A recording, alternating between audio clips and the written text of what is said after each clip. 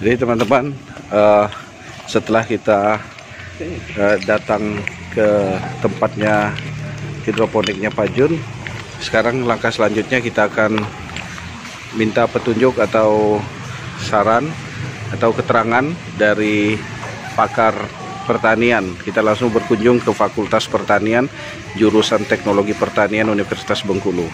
Bersama Mas Pujiono ya, kita akan klarifikasi. Selalu bersama Mas Pujiono. Ini pengusaha kita tadi ya. Amin.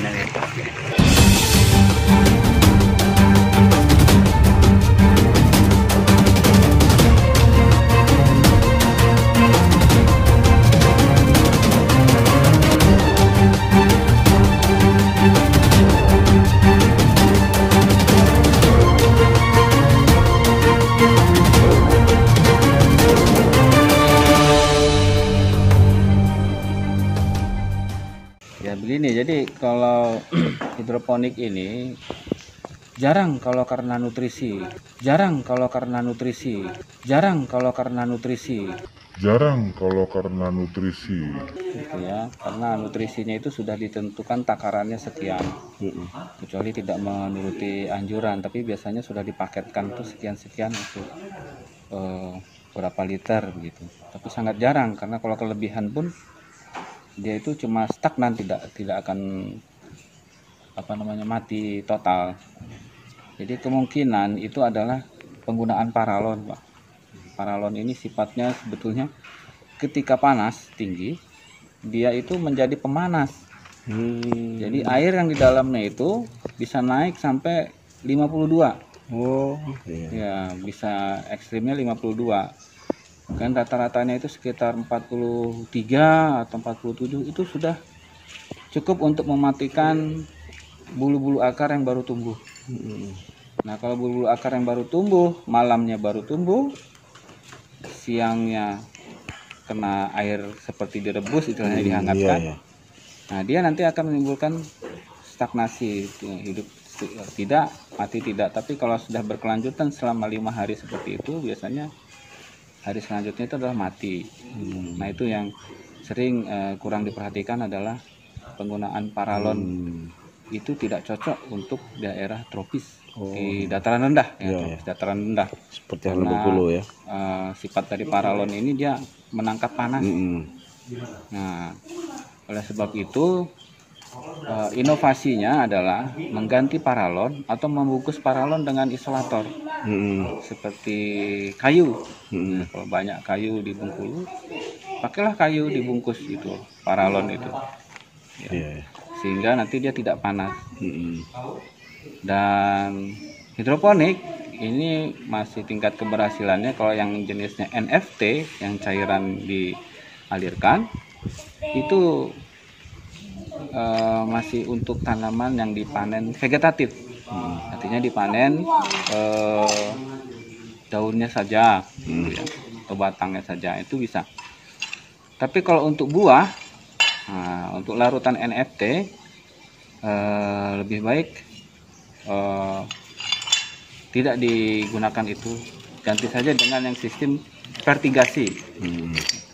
Vertigasi ya, yang vertigasi itu artinya dia larutan hidroponik itu diteteskan.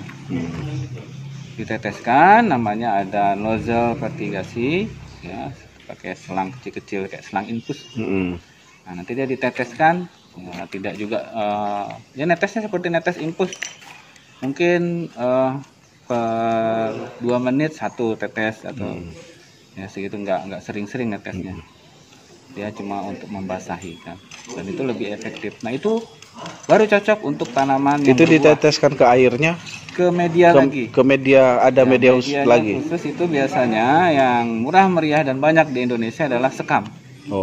Sekam padi atau arang sekam. Jadi padi yang dibuat arang. Nah, itu yang paling bagus menurut jadi tidak ada air yang dialirkan yang metode tidak, tapi dia diteteskan di sekam itu nanti. Jadi sekam itu bukan terendam air ya? Tidak ya? Ya, dia hanya basah di zona perakaran saja, dan dia akan tepat memberi makan dan memberi minum tanaman, dan tepat nanti menjadi produksi buahnya tepat sasaran. Itu keunggulan menggunakan Untuk vertikasi tadi. untuk yang buah ya. Ya, hidroponik yang sistem tetes. Tetes ya. Seperti cabai itu bagus bisa. kayak gitu ya. Dan lagi dia si sekam atau arang sekam atau kokopit itu kelapa. Jadi kelapa itu bisa digunakan sebagai kokopit. Nah, di Bengkulu ini banyak sekali kelapa dan banyak bisa itu media yang bagus untuk sekam untuk hidroponik vertikasi ya. Nah, ini nanti akar itu dia akan mencengkeram media dan dia akan menjadi untuk batangnya itu kuat menopang buah-buah atau apapun yang akan kita panen bentuknya buah. Kalau dia langsung NFT, akar itu kurang bisa memegang buah. Nah, itu nanti akan jadi menjuntai-juntai dan tidak bagus. Iya. Ya. Itu kalau yang hidroponik dengan media pakai spon itu?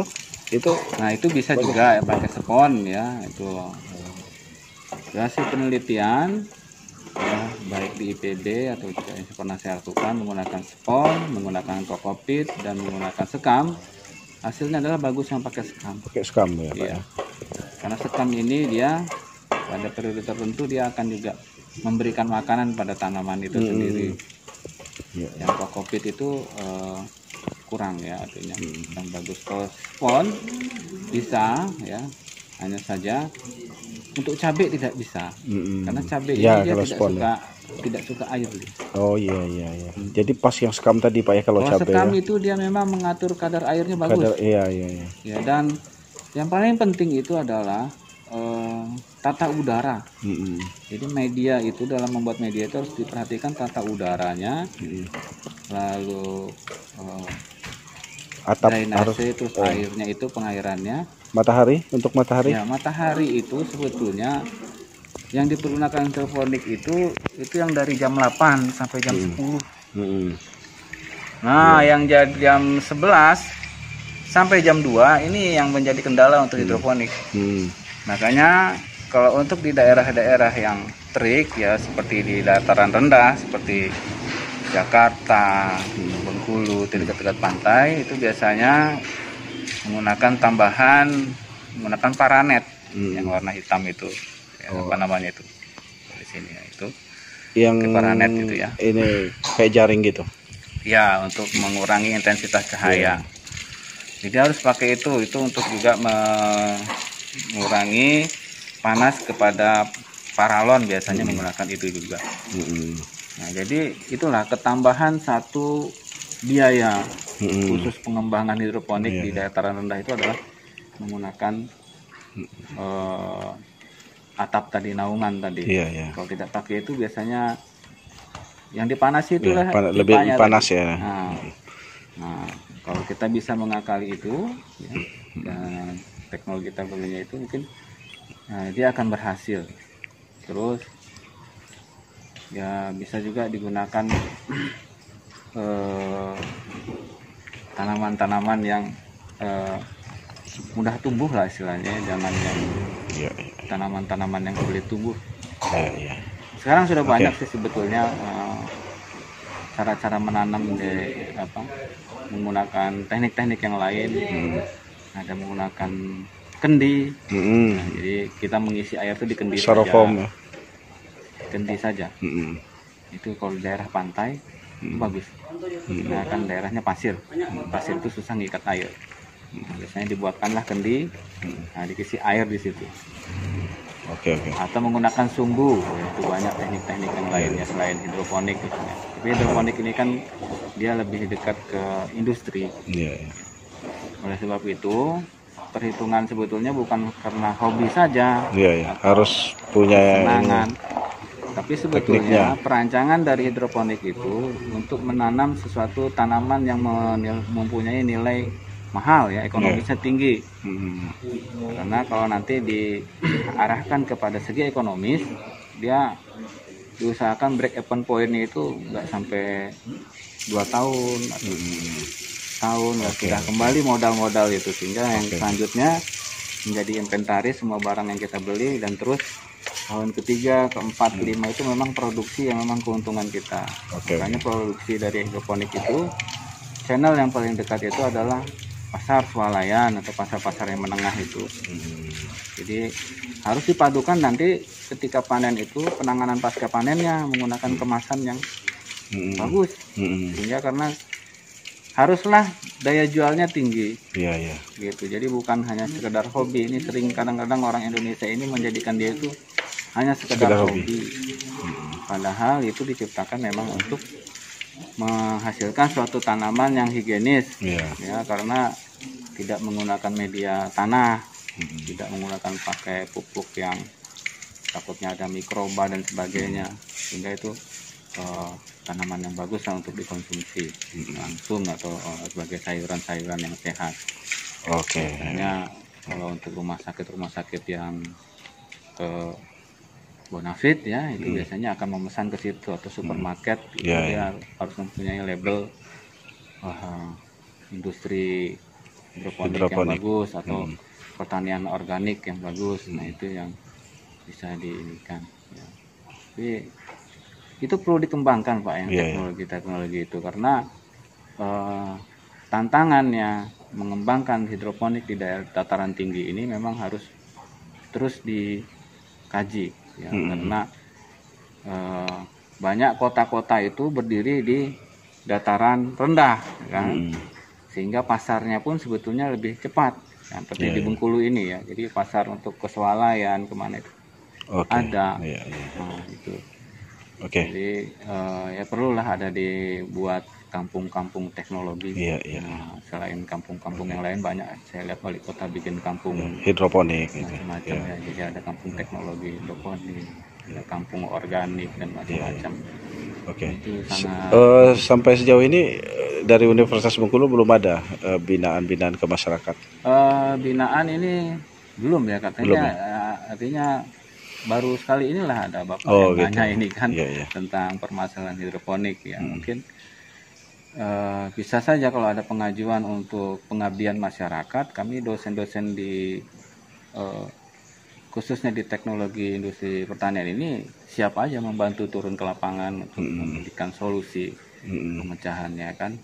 Karena kita tekniknya seperti apa itu?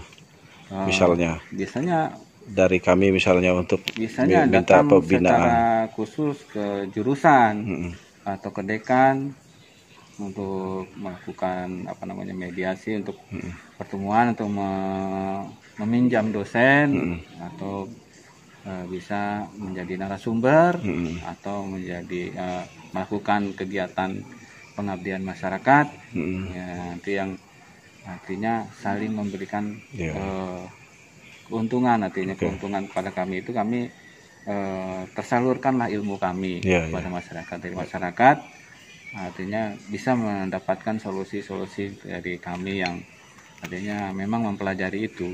Ya, ini yang berarti melalui Pak Yazid nanti untuk mengkondisikan hal-hal seperti itu nanti ya bisa Pak. Untuk berkoordinasi dengan Pak Yazid siap, ya, artinya untuk membangun pertanian kota ini kita sudah siap ya. Kemarin saya sudah juga di tahun lalu ya rasanya itu diundang oleh pihak KKN mahasiswa ini untuk ceramah vertikultur. Jadi vertikultur itu sama dengan hidroponik, hanya dia lebih gayanya aja, stylenya saja. Masalah ininya, teknik ke dalamnya itu tidak di ini kan apa dia pakai hidroponik atau media tanah, tapi dia hanya berbicara tentang pertanian di lahan sempit, yaitu di kota.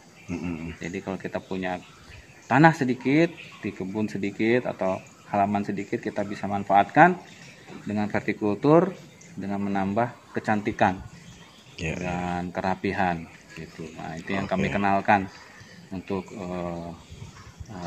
situasi artinya perkotaan seperti Bengkulu ini. Ya, memang kami bisa mengenalkan itu. Teman-teman semuanya, mengenai kasusnya hidroponiknya Pak Junaidi yang mati ya, yang menurut keterangan dari pengelolanya adalah salah kasih atau kesalahan pada nutrisi. Nah, baru saja keterangan dari pakar pertanian Universitas Bengkulu Bapak Yazid menyatakan bahwa kemungkinan tidak itu saja.